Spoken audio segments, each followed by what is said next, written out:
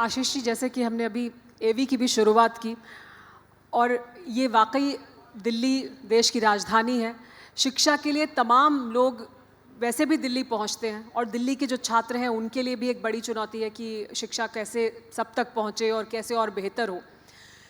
लेकिन शुरुआत मैं यहाँ से करूँगी कि आपसे पहले जो सरकार सत्ता में थी उन्होंने शिक्षा को, उनका ये कहना था कि उन्होंने शिक्षा को चर्चा के केंद्र में लेकर आए और शिक्षा को प्राथमिकता दी। अब आप शिक्षा मंत्री हैं तो जाहिर सी बात है आपको पूरा जो उन्होंने काम किया है वो देखने का मौका मिला होगा। तो क्या कुछ किया हुआ काम मिला है जिस पर आगे काम होगा? क्या अब आपका विश्लेषण है उस पूरे काम पर जिम्मेदारी संभालने के बाद? बहुत बहुत धन्यवाद आपके सभी दर्शकों को और आपके इस कार्यक्रम को देखने वाले सभी बच्चों को मेरा आदरपूर्वक नमस्कार। अच्छा हुआ आपने अपनी बातचीत में ये कहा कि उन्होंने ऐसा क्लेम किया है, अन्यथा मुझे आपकी बात को कॉन्ट्रडिक्ट करना पड़ता।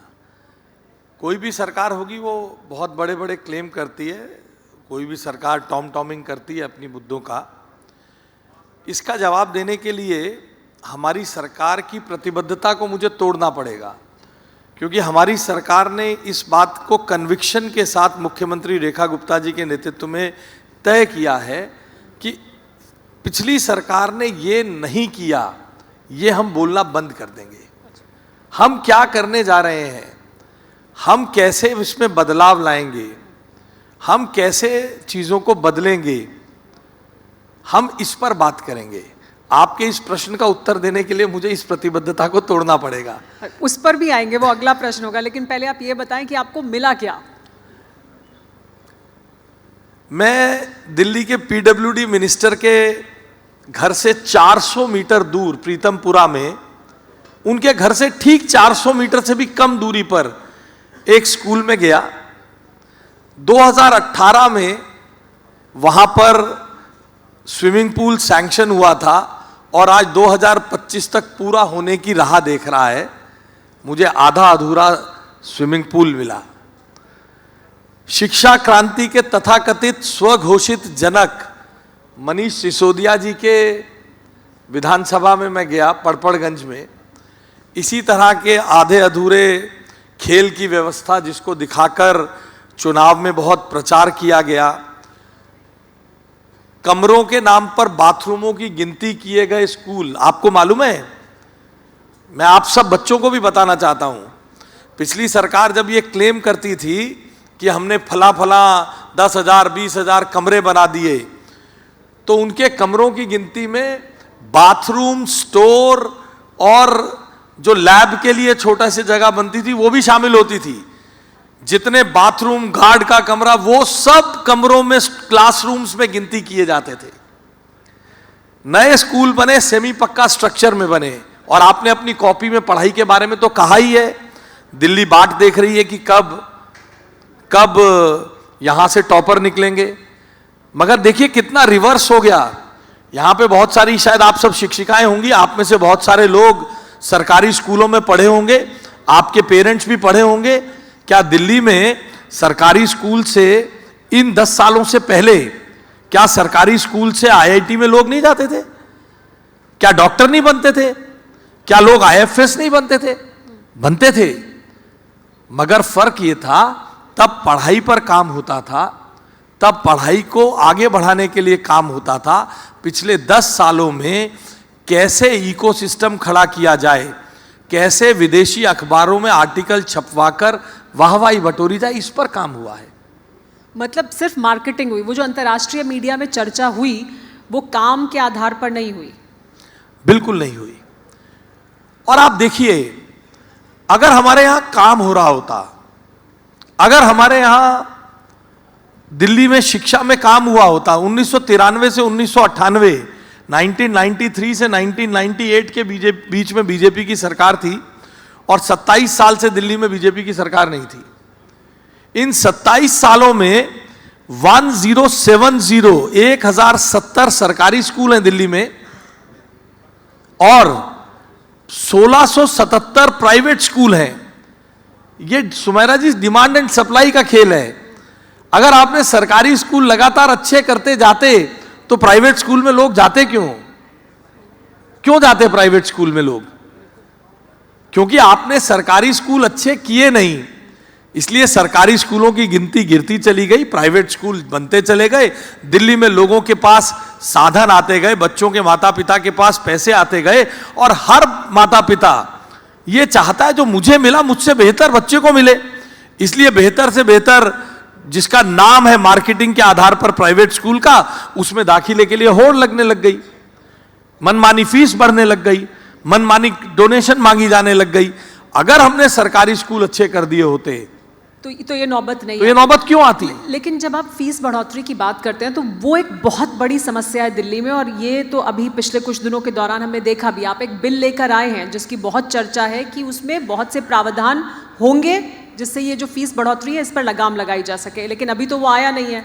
और अभी वो तमाम मुद्दे सामने आए, सरकार ने कदम उठाया, उसके बावजूद बच्चों को नाम काट दिए गए, लाइब्रेरी में बिठाया गया, मनमानी तो जारी है, कैसे रुकेगी? देखिए, ये एक लगातार चलने वाला मामला है पिछले लगभग 25-30 सालों से। आज मैं उस स्टेज से बाहर आ चुका हूं, मेरे बच्चे स्कूल एजुकेशन पढ़ के कॉलेज पास कर चुके हैं। हम भी फीस बढ़ने की, हम भी स्कूल जबरदस्ती कहता था ये बुक्स यहीं से खरीदनी है, फलानी दुकान से जाके यूनिफॉर्म खरीदनी है, हम भी देखते थे। ये लगातार चलता है, सब लोग, सबके माता पिता जो प्राइवेट स्कूलों में पढ़ते हैं सबके साथ है। जो सरकारी, अगर यहां सरकारी स्कूल की अध्यापिका हैं, इनके बच्चे भी प्राइवेट स्कूलों में पढ़ते होंगे, ये भी इसी को झेलते हैं। ये लगातार 1973 का 1973 का स्कूल एक्ट जो है वो कम है।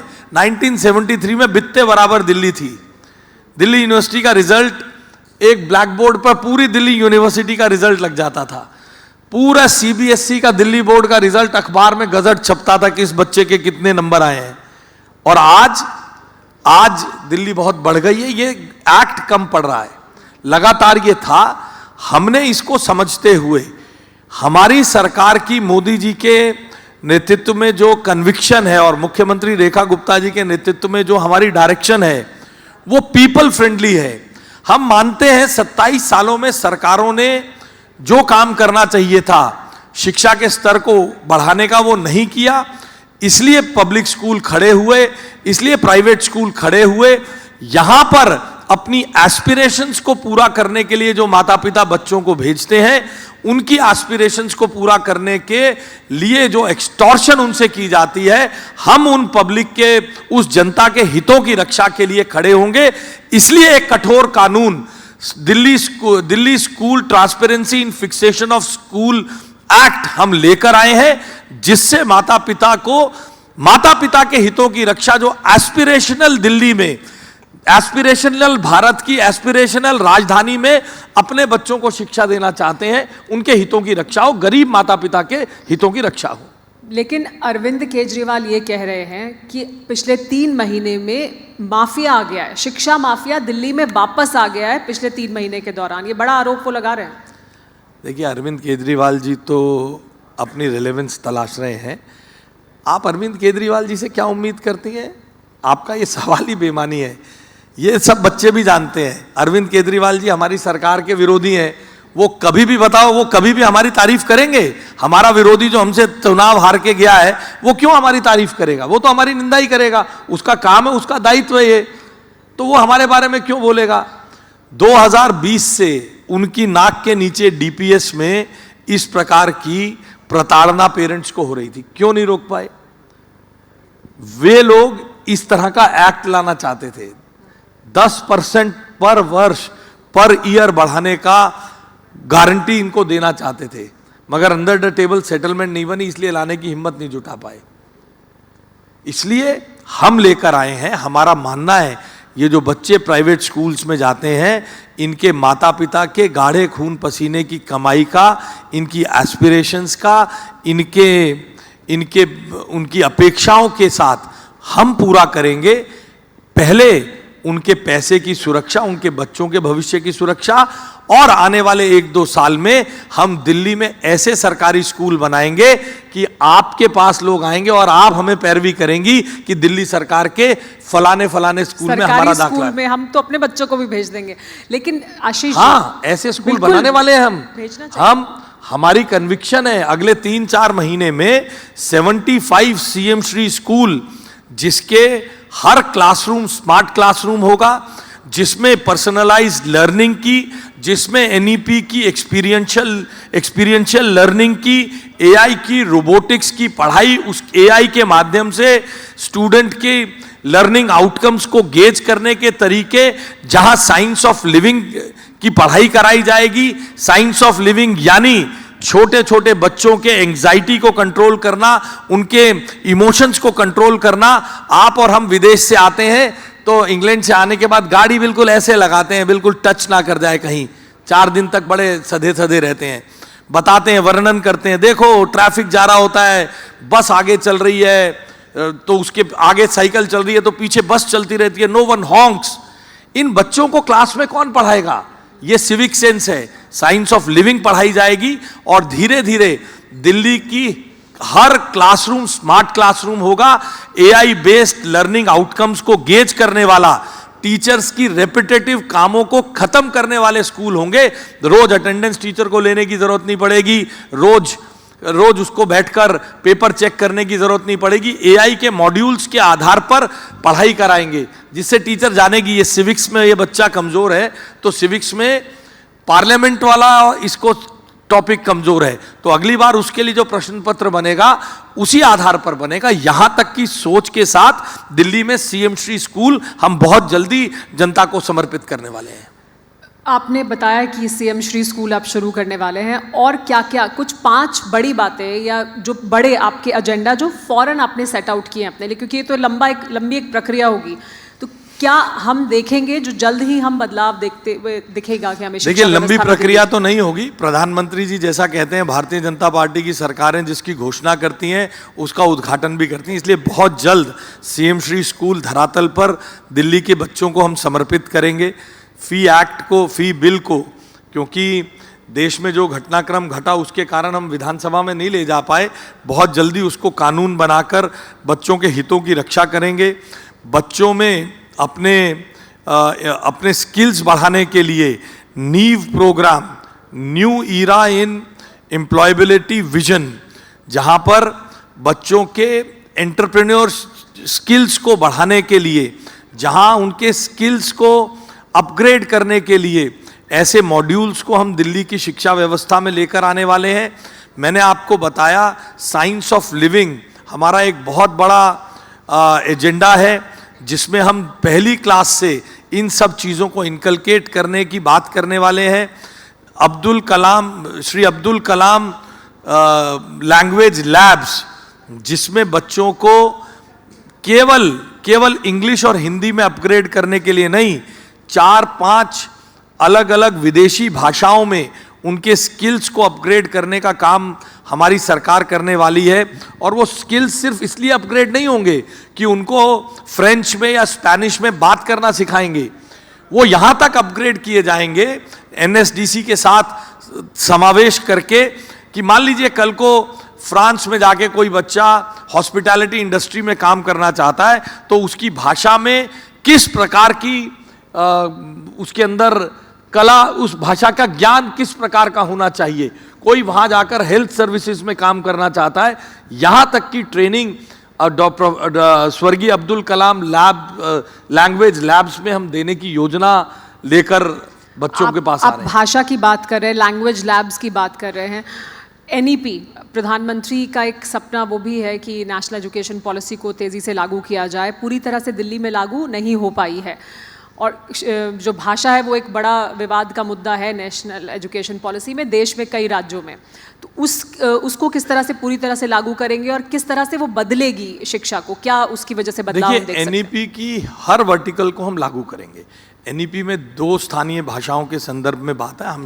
हमारे यहाँ शायद भाषा का संदर्भ दिक्कत नहीं है, मगर हाँ, दिल्ली के सरकारी स्कूलों में भाषा के नाते, देखिए, गरीब माता पिता के बच्चे जो दिल्ली के सरकारी स्कूलों में आते हैं उनकी अपेक्षा रहती है कि प्राइवेट स्कूल के बच्चों की तरह हमारे बच्चे भी फर्राटेदार अंग्रेजी में बात करें, विश्व में कहीं भी जाकर पढ़ने के लिए उनमें आत्मविश्वास हो, देश में किसी भी बड़ी से बड़ी यूनिवर्सिटी में जाकर पढ़ने का आत्मविश्वास उनमें निर्मित हो।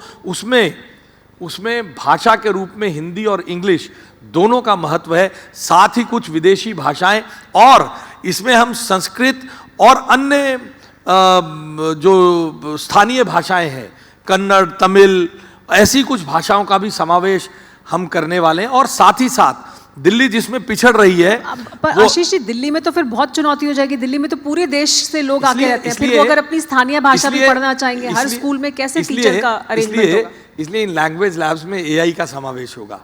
बहुत आगे जा चुकी है। कल ही मैं एक centre for research and developed CSRD का एक सेमिनार में था।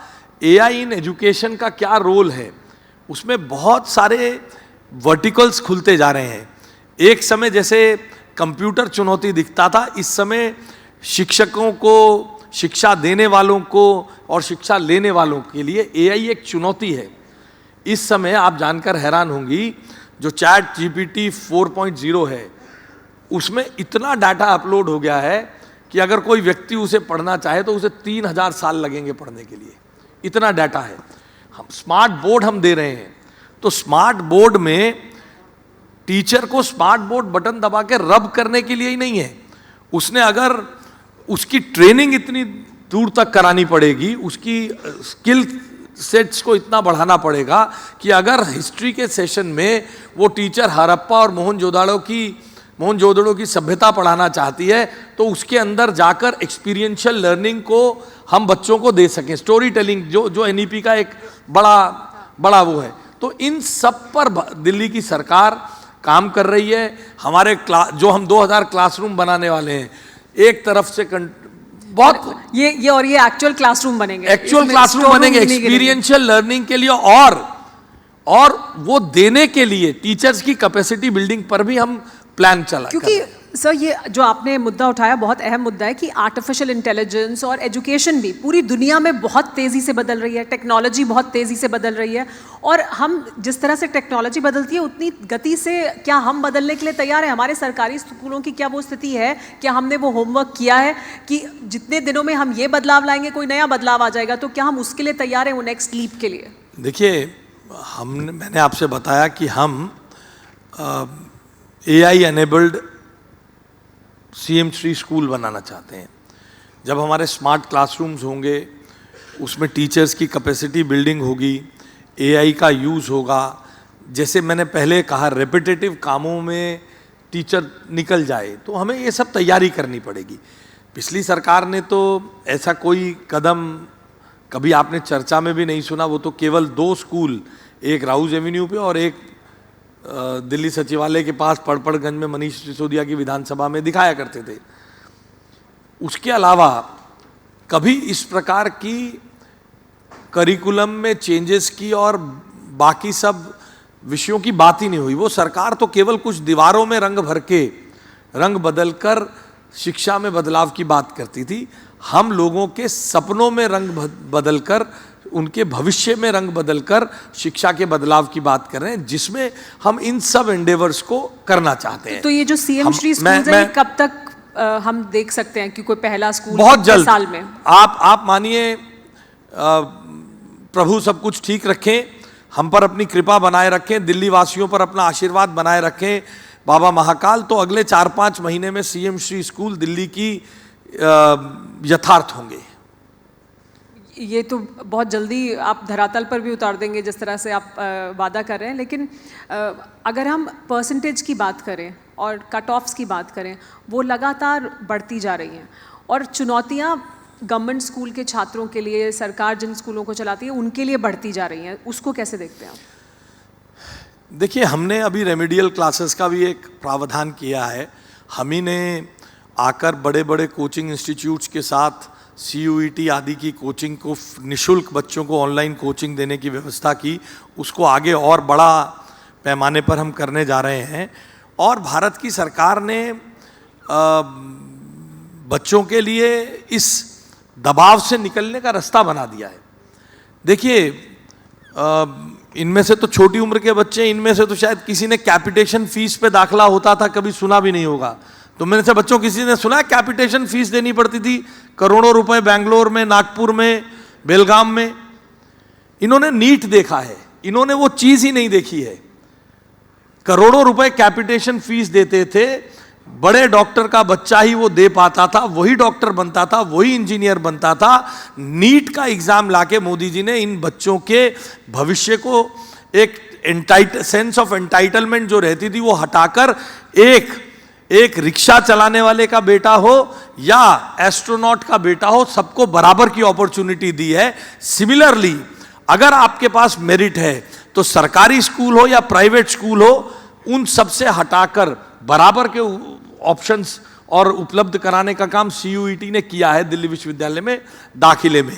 और पारदर्शी व्यवस्थाएं हम खड़ी कर रहे हैं। दिल्ली सरकार की अपनी कुछ यूनिवर्सिटीज हैं, उनको और बड़ा और पारदर्शी मैकेनिज्म उनमें डेवलप करने का, अभी तो हम 90, 95, 96, 97 दिन पुरानी सरकार है, थोड़े दिन में हम इसमें और बेहतर करके दिखाएं।